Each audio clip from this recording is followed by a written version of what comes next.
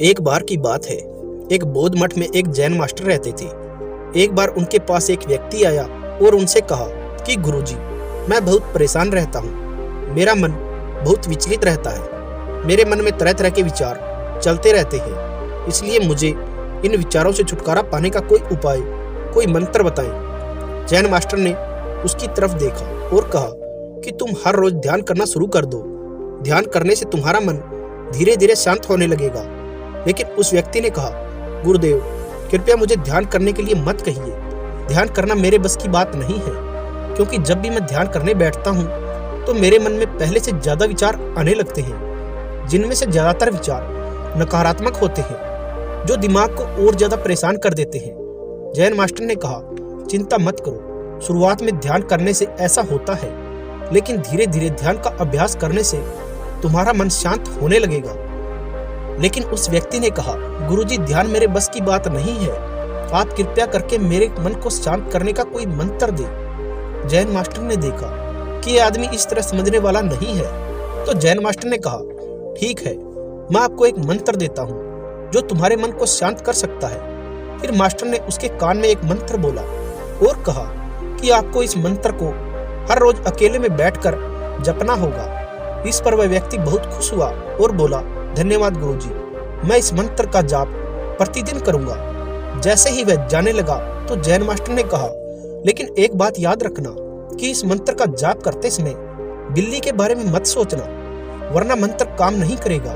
उस व्यक्ति ने कहा, गुरुजी, मैं भला बिल्ली के बारे में क्यों सोचूंगा? मैंने अपने पूरे जीवन काल में बिल्ली के बारे में नहीं सोचा। आप बिल्कुल चिंता ना करें। यह कहकर वह वहां से चला गया। वह आदमी खुशी खुशी घर लौटा और मंत्र जपने बैठ गया। जैसे ही उसने मंत्र का उच्चारण करना शुरू किया, उसे जैन मास्टर की बात याद आ गई कि मंत्र का उच्चारण करते समय बिल्ली के बारे में ना सोचे। जैसे ही उसे जैन मास्टर की बात याद आई, उसके दिमाग में बिल्ली की तस्वीरें आने लगी। वह बिल्ली के विचारों को नजरअंदाज करने की कोशिश करने लगा, लेकिन जितना भी वह बिल्ली को नजरअंदाज करने की कोशिश करता, उतनी ही ज्यादा उसके दिमाग में बिल्लियां आने लगी और कुछ समय बाद उसका दिमाग बिल्लियों से भर गया। उस व्यक्ति ने सोचा कि जैन मास्टर ने मुझे ऐसा करने के लिए क्यों कहा। वह जानते थे कि बिल्ली एक मुसीबत है, तो उन्हें इसका उल्लेख नहीं करना चाहिए था। मेरे दिमाग में कोई और तस्वीर आ ही नहीं रही, लेकिन ये बिल्ली तो मेरे दिमाग से निकलने का नाम ही नहीं ले रही। वह व्यक्ति ये सब सोच सोचकर परेशान हो गया। उसने स्नान किया और कपड़े बदले और फिर एक शांत जगह मंत्र जाप करने के लिए बैठ गया।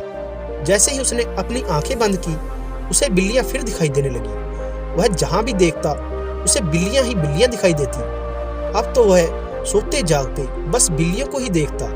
अब तो उसे अपने परिवार वालों के चेहरे में भी बिल्लियां नजर आने लगी। बिल्ली के चक्करों में वह आदमी पागल सा हो गया। वह जितना भी बिल्लियों को नजरअंदाज करने की कोशिश कर रहा था, उतना ही उसके दिमाग में बिल्लियों की बातें आ रही थी। सुबह होते होते वह पागल सा हो चुका था।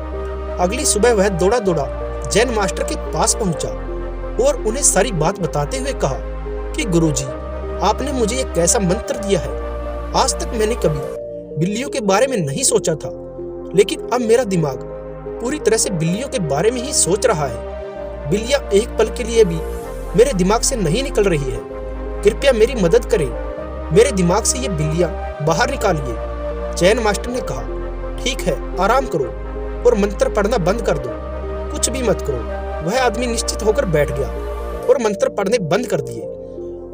उसे हैरानी हुई कि अब बिल्लियां दिखाई नहीं दे रही थी। सब कुछ सामान्य हो गया था। तब जैन मास्टर ने कहा कि मैं तुम्हें हमारे दिमाग की प्रकृति के बारे में बताता हूँ। कभी भी अपने मन से लड़ने की कोशिश मत करना। मन एक गति की तरह है। स्प्रिंग को जितना दबाओगे उतना उछलेगा। वैसे ही तुम मन को भी जितना दबाओगे वह उतना उछलने की कोशिश करेगा और मजबूत होता जाएगा। शांत रहकर अपने विचारों को पढ़ना शुरू करो। आप देखेंगे कि आपका मन धीरे धीरे खुद ही शांत होता चला जाएगा। और अपने मन के विचारों को पढ़ने के लिए आपको ध्यान करने की आवश्यकता है। आप अपने जीवन में देखेंगे तो पता चलेगा कि आपका दिमाग एक बिल्ली की तरह है जो सारा दिन इधर उधर दौड़ता रहता है। आप अगर अपने इस चंचल दिमाग को जबरदस्ती रोकने का प्रयास करोगे तो ऐसा नहीं कर पाओगे। जैसे आप किसी स्प्रिंग को जितना दबाओगे वह उतना ज्यादा उछलता है। उसी तरह जितना अधिक आप अपने विचारों को दबाने की कोशिश करोगे, उतना अधिक आपके मन में विचार उठेंगे। जब आप बुरे विचारों को रोकने की कोशिश करते हैं, तब आप बुरे विचारों पर ही ध्यान केंद्रित कर रहे होते हैं, जिसके कारण उनका प्रभाव अधिक बढ़ जाता है। जब तक आपका ध्यान बुरे विचारों की तरफ रहेगा, तब तक वो आपके दिमाग से नहीं जाएंगे। तो बुरे विचारों को रोके कैसे?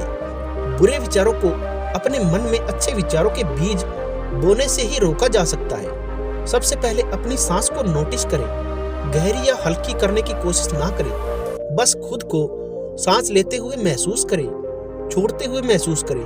अब सांस लेते हुए सीने के बीचों बीच ध्यान लगाएं और सोचिए कि सारे विचार सीने के बीचों बीच ही पैदा हो रहे हैं। मन में उठने वाले विचारों को चलने दीजिए।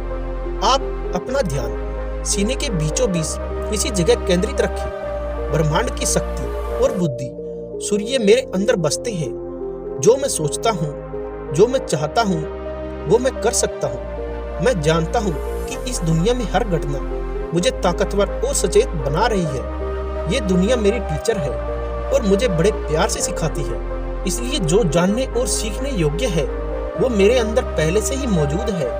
मैं हर प्रकार से संपन्न हूँ। मेरे अंदर धैर्य और साहस कूट कूट कर भरा है, इसलिए मैं हमेशा खुश रहता हूँ। मेरा दिल बहुत बड़ा है, इसमें सबके लिए प्यार है।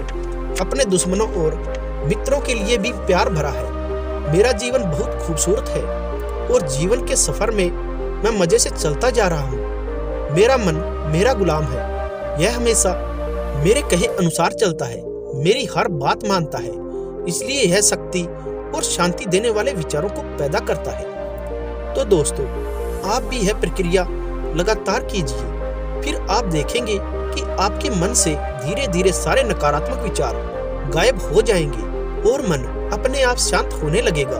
और जितना ज्यादा आप अभ्यास करते जाएंगे, उतना ही अपने मन को नियंत्रित करते जाओगे।